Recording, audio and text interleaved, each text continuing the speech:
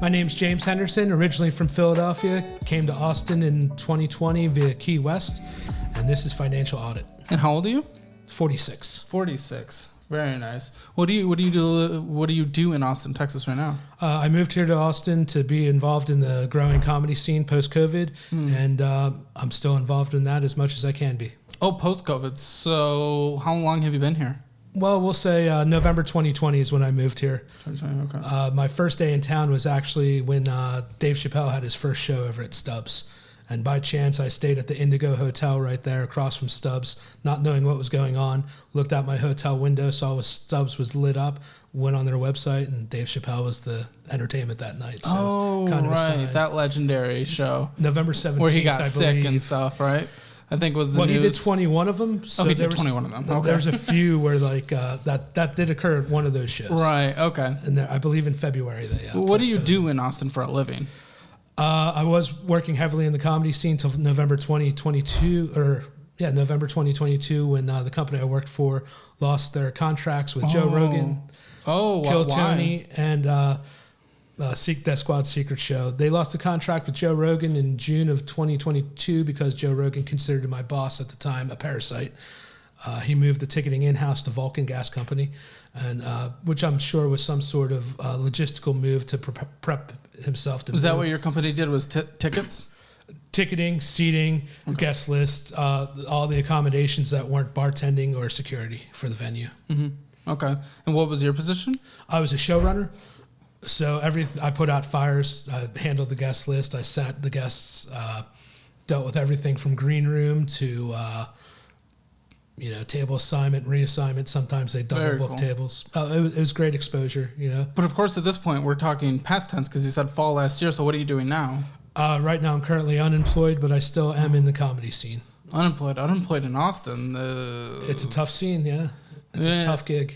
So are you doing any side hustles? Are you doing anything right now that brings in any dollars? I was doing some Insta work on my phone until my phone shut off November 27th. So for the past 2 months, I've just drained. As in, like the service was cut because you weren't paying it? Absolutely. Okay. Sorry, go ahead. Go on. So since then, I've just been piecing what I can. I help other comics promote their shows, barking, if you will, for about $15 an hour and half the ticket sales if they use a coupon code that I have on the back of the flyers I pass out. And is that going well? I'm still here. Still have a roof over my head. Barely. Okay.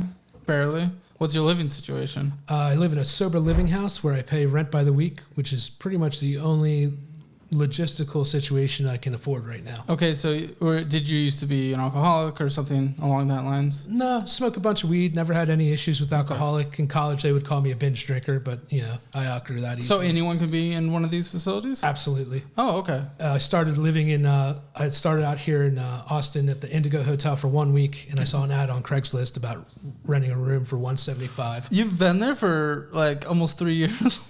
I've been there for like 2 years? 2 years, 2 months. What's this weekly rent?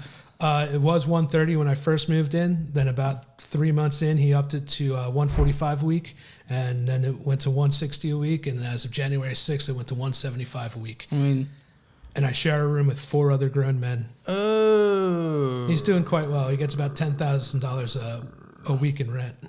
Well, I was gonna say the $173. I mean, a lot of people would just love that anywhere almost a week, but it's certainly a situation. It's a situation. So you have no privacy. Absolutely zero, and no expectation of privacy. So if 2 or more people live in a single room, the Texas state law says you can have cameras, you can audio record 24/7, whatever. With 2 or more people in a room, there is no explicit right to privacy. Oh, whoa, okay. And you probably share a bathroom with a bunch of people. There are 2 bathrooms in the house I currently live in. There's 15 males in the house I live in. Oh my gosh. Okay.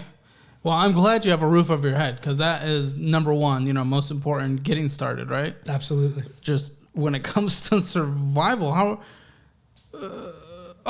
before we get into things, I want you to self-diagnose your financial situation. Describe your finances to me from your perspective. Best case scenario, paycheck to paycheck. I want to take a brief moment to thank today's sponsor, CourseCareers. If you want to start a high-paying career in the technologies industry, but you don't have the experience or the degree, CourseCareers is here to help. They're replacing college as the modern way people are starting careers, and it's so simple. All you need to do is go through an affordable online course where you learn everything required to actually do the job. Then they help you land a position by partnering with companies who drop their degree and experience requirements to hire CourseCareers graduates into entry-level positions and internships. Check out some of their stories of people like Nyla, who went from being a 19-year-old Starbucks barista to making over $60,000 in a remote technology sales career, or Ben, who went from being a college dropout working as a middle school janitor to making $80,000 as a tech sales rep working fully remote. So go to CourseCareers.com, which is linked in the description below, to sign up for the free introduction course where you'll learn exactly how you can start a high-paying technology career without a degree or previous experience. And make sure to use the code HAMMER50 to get $50 off on the full course, and all of this is linked in the description below. Thank you again to CourseCareers for sponsoring this episode. But living paycheck to paycheck's tough when there are no paychecks. Yeah. Is that it? That's it. I mean, the backstory is I was living in Key West as a bartender and pizza maker for better part of 12 years, and then COVID hit, so we were out of work, and I was hemorrhaging money with $3,500 a month in rent plus utilities in my 2-bedroom, 615 square foot apartment. So come May of 2020, I danced around the country with cheap airline flights looking for a place to live. Went to Denver a few times, Phoenix, Los Angeles, Philadelphia, New York, checked out everything, even Miami, which was a little closer. I'm not really a Florida guy. I loved Key West because it wasn't Florida. And Austin topped the list in many metrics, so I moved here. With your income situation, so the way we met was kind of odd. You sent an email, of which you told me right before we started recording, it was kind of a copy and paste template email that you were sending a lot. Mm-hmm. Talk to me about this and how you're receiving money from some people. There's charities and churches here in Austin that are specifically focused on helping people like myself avoid homelessness. You know, kind of a preemptive step towards addressing homelessness here in the city. They'd much rather pay somebody's rent versus having somebody in a shelter. A lot of these charities offer it once every 6 months. Some of them have lottery systems where you call in on a Tuesday between midnight and noon, and then they call you back. Some offer $50 in assistance. Some will cover up to $300 or $400. I've done that 3 times now in the last 6 months. Just recently, since I left my job. At, how much do you think you've gotten from charity? Less than $1,000. Okay. But very grateful for all of it. Before I ask the question, do you have any disabilities? Mental, physical? Probably undiagnosed mental issues, but yeah, don't we all? I guess. But nothing physical. No. Nothing preventing you from doing anything necessarily? Correct. Just old age. Okay. Then, 46. Come on. I know. We're not old. Like Louis C.K. says, no one's getting a merit badge for crossing me, walking me across the street. Well, since I know you're able-bodied and, you don't have anything diagnosed and you don't have a substance abuse issue and we're taking money from charity, I'll ask the question then. Why the do you not have a job? Right now, it's just one of those little down spells where I haven't been able to find anything. What do you mean you haven't been able to find anything? I'm very curious because for example, Jimmy John's the other day, this is just one example. I walked in there. They had plastered all over the restaurant desperate referrals, extra $500 just to refer someone to go in there and make sandwiches or run deliveries. And then I walked into, it was a ramen place the other day, and they were like, desperately hiring. We need people. $22 an hour. You can start today. Cilantro the other day, $15 an hour, guaranteed plus tips. All these places, luxurious career paths, not necessarily, but places where you would not have to accept charity from other people to live. Why do you not have a job?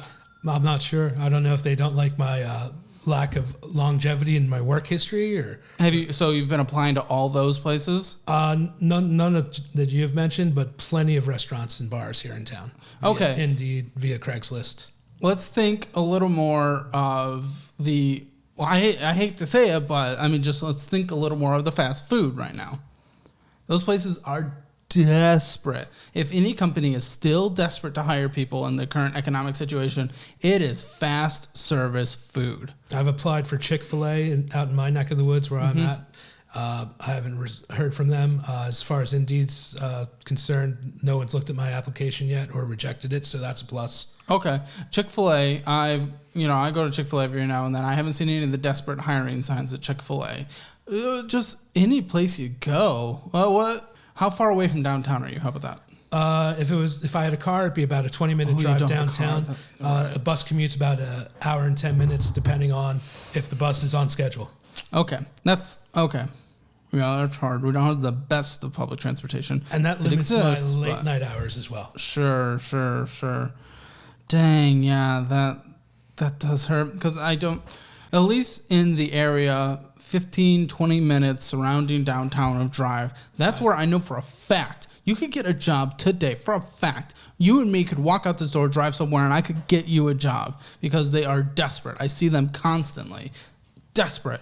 I agree. And the rent on 6th Street, I can rent a private room all to myself for $4.99 a month. Well, you'd be able to afford that with a job. Absolutely. Job that exists. Of course, you'd need a security deposit, and there will be background checks and all this stuff. And who knows what your credit is. I mean, it's probably way under 600. Okay. But I haven't had the opportunity to ruin it. I've never really had anything besides secured credit cards. That are in collections or anything? No. And you've always made the payments? Yeah, absolutely. Are there debts on them currently? No, I've just closed them out when I needed the secured funds back. Okay. And we're talking like progressive progress bank, not Cap One or anything like that, but still secured credit, that does affect my credit rating. Are there a lot of those chain fast food places in your area? I mean, they're everywhere, right? But I just don't want to. Are you familiar with the Palmer Lamar? As north in Austin as you can get, right by 35. So there's a Walmart, there's McDonald's, 7-Elevens, a few food trucks, not many. Chick-fil-A, Ross. There's the Tech Ridge area. Okay. There's plenty up there. I've put about 50 applications throughout those shopping centers. What are you doing for the rest of the day today after this? I'm going to the Kill Tony podcast, which I used to be a vital member of. And what are you doing tomorrow? Tomorrow, job hunting, like I do most days. Okay, tomorrow, we're going in person to these places. And you are applying in person to these places, at the fast food places. You'll talk to the manager there. Be like, yo, looking for a job, hard worker, blah, blah, blah. Give them your whatevers, your spiel of some kind. Think about Jimmy John's. Really do. Because I know they are desperate in this area to hire. And there's a lot of other places too. But Indeed is a great place. And, of course, they're based here, so extra support. But might not be the absolute best place for the fast food job right now. And I don't want you to be working fast food forever. We just want to get some money coming in now, some dollars, some cents. You can get your own place. You can have any sense of security that you have, and then we can continue thinking about the career from there. But 46-year-olds, and we're just trying to get the job that, this is going to sound offensive, and I'm just going to be real with you, that the high schoolers get, right? Sure, yeah. And we're having a hard time doing that. Agree. What does your resume look like right now? Do you have a resume? I do. Okay. I do. It's mostly restaurant experience. How many pages? About 4. Okay, 1 page. You do not need more than 1 page on a resume unless you're going for like a senior position or VP position. Cut that thing down. It's probably too crazy. I recommend a resume builder online and keep it at 1 page. Hit the highlights. Okay. That's good. That might be why if I received a 4-page resume for a beginning position at a restaurant, it would be thrown in the fireplace. Gotcha. Immediately. So step number 1, and hopefully that helps. But definitely narrow that down. For restaurant experience, we do not need a 4-page resume. And not to justify 4 pages. 1 page is my TABC, which is the alcohol beverage control license here in Texas, and 1 page is my food handlers. Okay. Well, I mean, I can just put that as a add-on on the bottom of the page or something. Yeah. Just in your extra qualifications that, people have, like they're skilled in this and this and this. You can have that qualification in there, or where people put their college experience. Did you go to college? Some college. Okay, but you don't have a degree? No. Okay. What do you want to do? I want to work in the comedy scene, and I'd love to work with algae to biofuels if that was even a possibility. I had a company in Pennsylvania that me and a few Penn State engineers and businessmen started called Susquehanna Biotech, and that fizzled out when the main chemical engineer got arrested for a second DUI and shipped back to India. Oh my goodness! All right. Well, gave me an opportunity to move to Key West. I went to Key West for 2 weeks to figure out what I was going to do for the rest of my life, and I ended up being there for about 13 years. I love the free spirit nature you have. I do want to funnel that down into something that, to be very clear, you have no ability to retire in a couple decades when most people are going to be retiring. That's absolutely true. Yeah. You'll have the social safety net. And the social safety net, you can't survive, especially in a major city, off of only, right? Sure. Yeah. I mean, what's Austin's like not poverty level, but a good salary to like maybe just maintain $60,000, $70,000 a year here in Austin? Oh, well, no, it's lower than that. I mean, $75,000 is the median household income. You can, I mean, as you were talking about, you can get a single place on 6th Street that you were mentioning for, what did you say? As low as $4.99 a month for a room, yeah. So, yeah, you don't need to make that much just to survive. But we want you to be in a place of prosperity, not a place of just struggling, a paycheck to paycheck with no paychecks, right? So to make it in the comedy scene, probably lots of connections. And I know the comedy scene is up and coming in the city, but I have a feeling that is a painfully competitive industry to make it in. As a comic, behind the scenes, not quite that competitive. Then why do you not have a position since you've had experience on a resume there? Still networking that out, if you will, and not to totally blame somebody else because I own my own mistakes, but the company I worked for, Joe Rogan called my boss a parasite.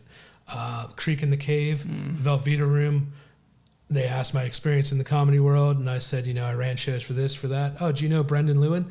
I'm like, absolutely. And they're like, okay, we're cool. We don't need to talk to you anymore.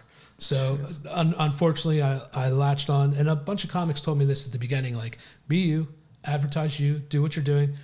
Don't mention Big Laugh as much as you are. Okay. So you kind of have a stain. Yeah, unfortunately, most everybody in the scene, including the big players that don't like my old boss, they love me. There's opportunity. I'm told all the time by Tony Hinchcliffe, I see you, I see your effort. There might not be a position for me right now. What are you good at? What are your skills? What are your marketable skills? What can you do that brings value to an organization? Comedy or whatever. What's your thing? I'm a good communicator. Outside of bartending, I'm a social creature. I did a bunch of fish tour. Saw about 300 some shows over the course of 15 years. So just out there networking, sales, for lack of a better term, but if people are looking for beer, it's easy to sell beer in a hot parking lot, right? Do you have a hot sales track record?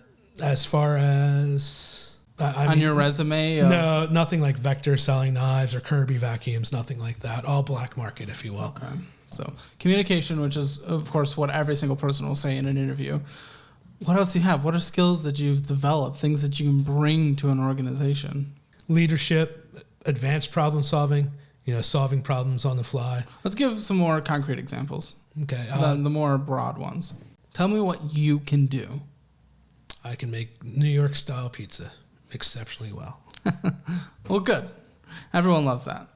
We're pretend like this is a job interview for a second. Here, this is, my little media company here. I have a full-time employee, part-time, and, we're building this YouTube channel out. We have a few different series we're trying to do. We're in the media business. It's not directly tied to comedy, but, it's within a similar, at least adjacent spaces, within media. What could you bring to my organization? Why would I want to hire you and give you monies? Access to talent. You could introduce me to a bunch of famous comedians. Absolutely. Yeah? And they have your number and they're just like ready to go? Absolutely. I've had them on my shows. Hans Kim is a comedian that Joe Rogan pays $25,000 for a 15-minute set. I pay him $50 for the same set.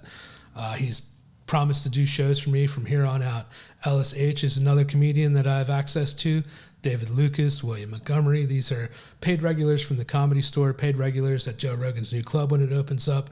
The network that I've been able to access through a friendly and professional angle is really incredible for somebody that honestly has no right to be in this business. I'm not a talent agent. I'm not involved in Hollywood. I'm not an LA guy. I don't have rich parents.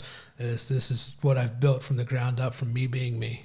So why have you not utilized those connections within the last 5 months? I'm still working on it. It's a long time. Sure. Up until November 2022, I was using that. Yeah, I was with a production company. I was the third in line, president. My one superior, the guy Brandon, doesn't really. He's kind of I own a company that does this. He's out there talking to agents. He's out there booking shows. But aside from that, he's not a soldier in the trench like I was. So did this company go completely under? No, they have their own comedy venue on the east side of 6th Street, 1200 block, so it's not in the core of what I consider the core. One of the attractive things about Austin is if you're a nationally touring comic, you'll be able to do a 15-minute set at Joe Rogan's Club, a 15-minute set at the Vulcan Gas Company, and a 15-minute set at the Creek and the Cave. The top 3 comedy clubs in Austin, all in the same hour. Why can't you be working still at this place, though? Vulcan Gas Company has contract agreements with Big Laugh, and they also do in-house shows now as well. Yeah. Once Joe Rogan moves his shows, he does 2 shows a week at the Vulcan. Kill Tony is there Monday. Death Squad Secret Show will probably stay there Thursdays. But once Joe Rogan's Club opens up, that's when I can slip into the void created. Why? But you're talking in this company. You said you're the third from the top. Why is there not any work for you there? Because it still exists. This is not doing exactly what it was doing, but it still has a location. I'm confused. I left the company because... You left. You were not fired. Correct. Why'd you leave? Because I went from 5 to 7 days worth of work to maybe 2 or 3. The month of November... And you went from a paycheck to begging charity. Absolutely. Not the smartest move. Okay. You don't think you could go back? I don't know if the viability is there. I mean... What do you mean? Have you had to try to have the conversation? If they knew the value you were bringing, they would want you back. They would welcome me back without a doubt. Then why are we not doing that? Why is that not a thing that happens today? It could be. It should be. It should be. Okay, it should be. What are your goals? What are we trying to do? Besides the job, what do you want to do in your financial field? You've given up the best 2.5 decades of your life for compound growth, being able to save for retirement. So now you have to go essentially aggressive to the finish line over the next 2 decades to retire, by your mid-60s. So we gotta start going hard. What are your goals outside of that? I assume you want to have your own place. I assume you want to have, unfortunately, a vehicle is essentially required to exist within our overall society car dependent. So I assume you want that. What are these things? What do you want to do? What are we trying to get to? Develop revenue streams outside of initially whatever it takes to get an initial revenue stream, fast food, back into a bar atmosphere, whatever job I can stake down. Then after that, to be honest with you, my level of the comedy scene doesn't pay well. Whether it's a 4-hour day or an 8-hour day, it's $60 flat rate, $10.99, paid to me via Cash App. Yeah. So that's why it was easy, if you will. Maybe not the right term, but that's why I wasn't too reluctant to leave the scene when it went to 2 to 3 shows a week max. Yeah. The month of you November, need better income sources. Mm-hmm. Maybe this is something you do on the side for fun, man, but you still got to work 40 hours a week somewhere. Probably more, I think, unfortunately. We got to get you to catch up. How much money a year right now do you think you would want or need to live comfortably in your mind? Comfortably, sustainably. Well, for the past decade, aside from a few extremely good years in Key West, I've been living off of about $35,000 a year. So you think you can make it on $35,000 a year comfortably? Maybe not in your own life. Maybe not in a major city number. Like this. Give me the number then. I don't know the number, but I'm sure $35,000 would be a good start. Good start. Let's call it 40 then.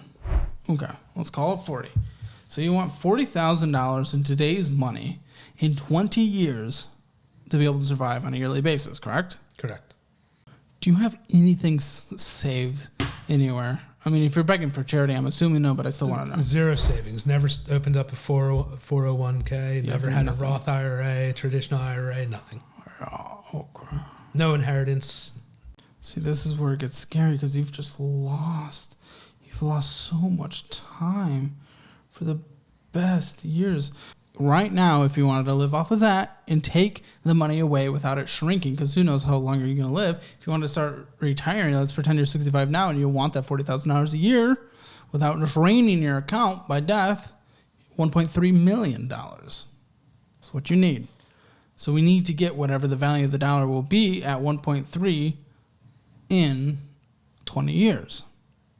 You think that's even possible? I'm not a finance guy. I'm not sure, I can't imagine the dollar will devalue enough where it would be less than 1.3 million. It would need to be 1.3 million in today's money.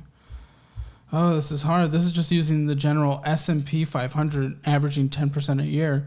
And, if you continue using that into your retirement with that, a portfolio of just over $1 million, S&P 500 might be a little too risky and volatile to be holding while retired. This is not investing advice, but it's just a general concept in general. So I'm just trying to do some math. And I guess another angle to consider is the government's been trying to privatize Social Security for a long time, so that would be another disaster if I would have to rely on being able to invest Social Security instead of it being a safety net. Well, if you invested, you don't pay Social Security tax really because you don't make any money. This is where it just becomes so scary. What you would need to hit that number, $2,500 a month. You would need savings in like the S&P 500, taking into account inflation to be able to live off of $40,000 in today's cash. That's what you would need because you've lost so much time. Hopefully that terrifies all of you out there who are just like, I'm going to put off savings when I'm in my 20s, start saving in my 30s. No, start it now. Take advantage of time. I remember when they started offering different IRAs back when I was in my 20s, and they said the difference between you saving when you're 25, 35, and 45 was, like you're saying, the difference of millions of dollars. Then why didn't you do it?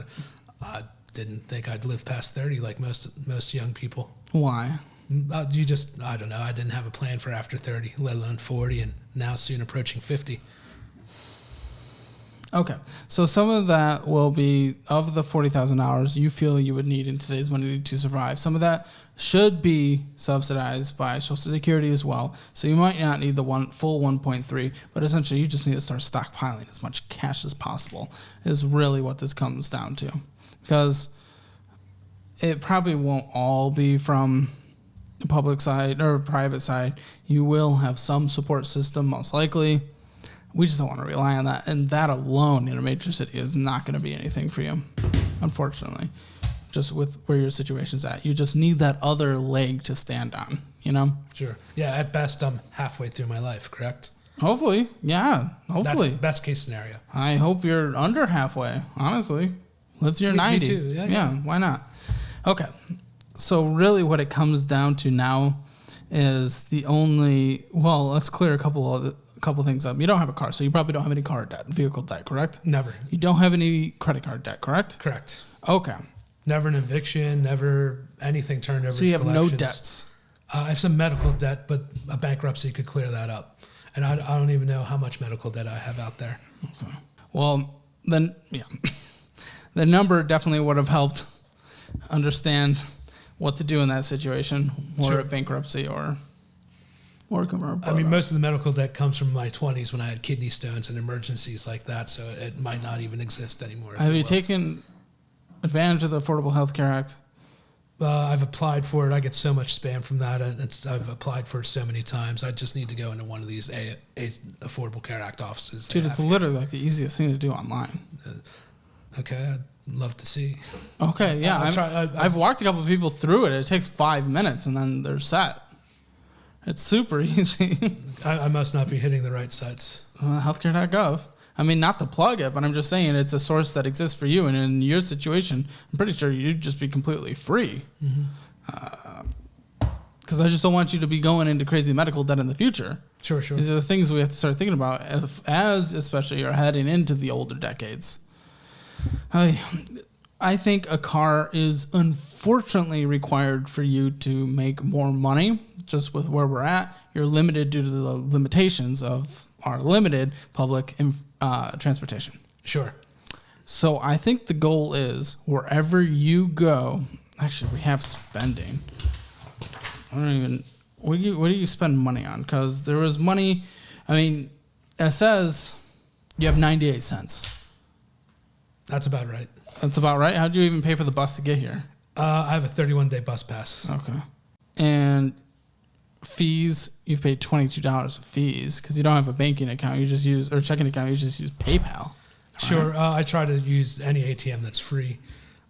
Yeah, and that's what I was going to comment. There's a few ATM transactions, so I don't know where the heck that money goes. But then what is this, $480? Is that your rent? That was rent for 3 weeks when my rent was $160 a week. Okay. And then we're stopping at little shops, and I know you don't have gas, so at 7-Eleven, we're doing 7-Eleven a lot, and you're just buying things. Yep.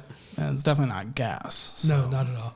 Where does this $100 of cash that you took out go? Where does this $80 of cash that you took out go? Those are debts that I owe people that lend me money. You have little personal debts too? Well, not right now. They're paid off. They're paid off. So what are these and how often do you do them? Whenever I'm tight on cash. Well, you're always tight on cash because you're living on charity. So how when frequently I'm at is zero, this? Once or twice a month. So typically, and how does this... The charity angle, I've just recently been going down to eliminate charity the private angle. Oh my gosh. We can't think about it that way. We just... I promise you, you can get a job at Jimmy John's today making sandwiches. I used to work at one for like 4 years. They don't care they don't care how old someone is. They don't care what someone looks like unless they're like aggressively smelly. I'm sitting in front of him right now. You don't smell. So you'll be fine. You're welcome. You'll be fine. I'm pretty sure it's like $15 an hour starting wage. Not great, but it'll get you started.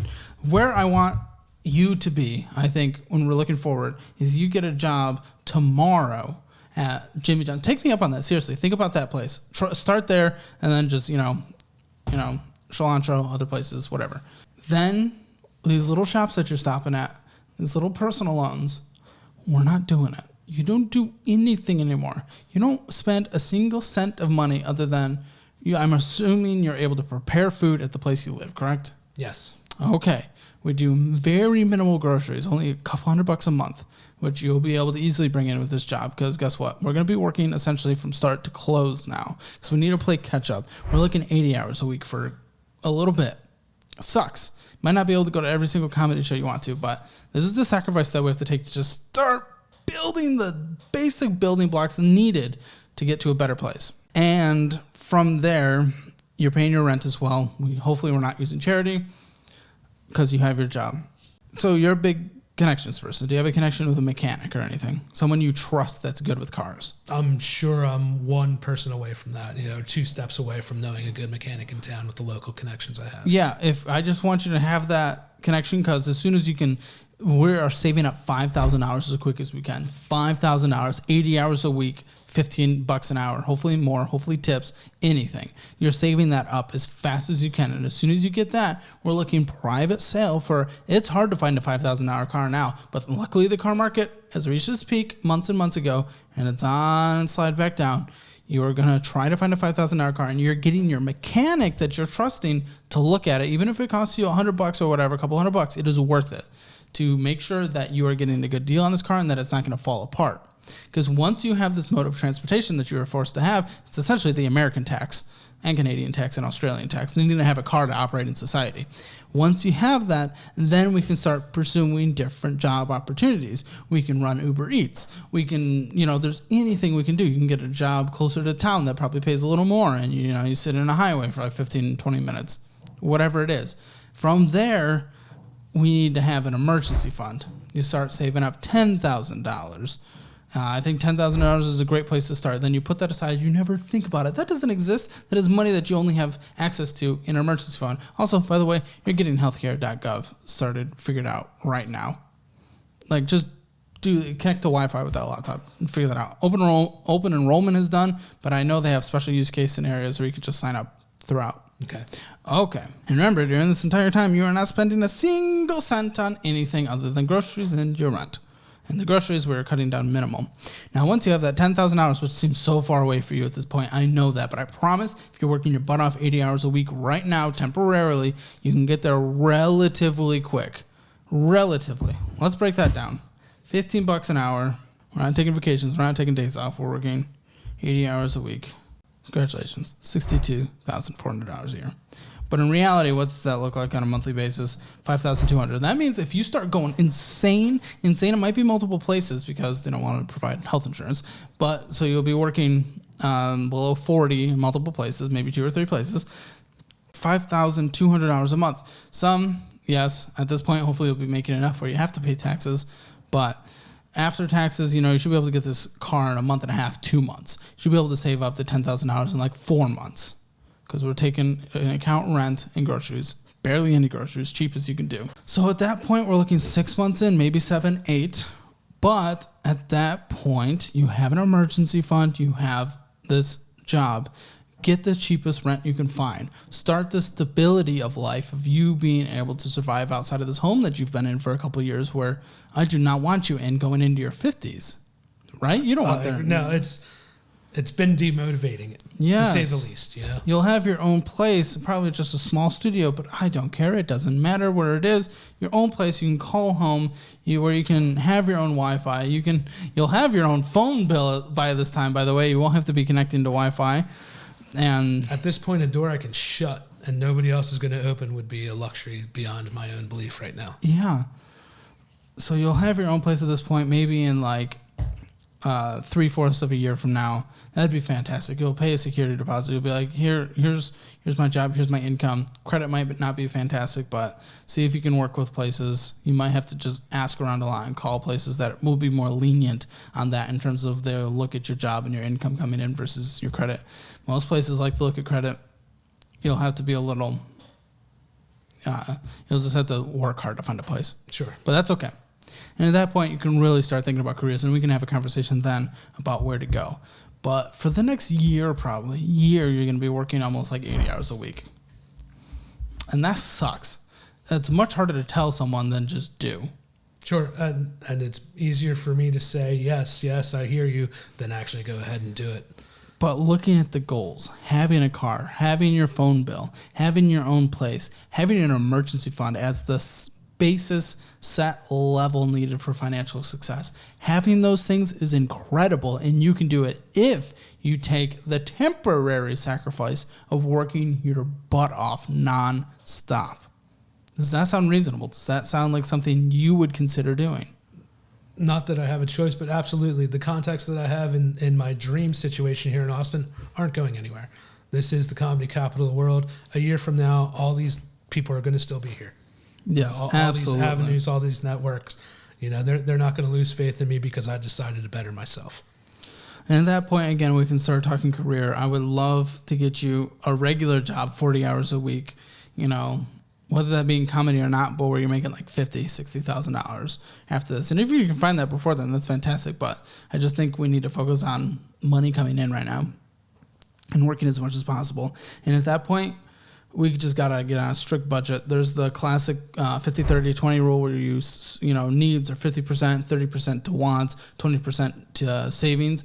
Where you are in life, that 20% for savings will probably need to be forced to boost to 40%. And we just have to address the percentages around that. Your needs are going to be less than people surrounding you because you need to start aggressively saving so you can have somewhat of a nest egg for when you retire like 70 or something. It's going to be a little later than most. Sure. Than many.